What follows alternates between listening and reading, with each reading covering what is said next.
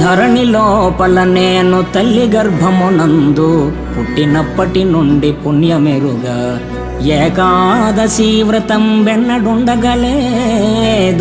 తీర్థయాత్రలకైన తిరుగలేదు, పారమార్థికమైన పనులు చేయగలేదు, భిక్ష మొక్కనికైన పెట్టలేదు, జ్ఞానవంతులకైన పూని మ్రొక్కగలేదు, ఇతర దానములైన ఇయ్యలేదు. నలినదల నేత్ర నిన్ను నే నమ్మినాను, చేరి రక్షింపవే నన్ను శీఘ్రముగను. భూషణ వికాస శ్రీధర్మపుర నివాస, దుష్ట సంహార నరసింహ దురిత దూర.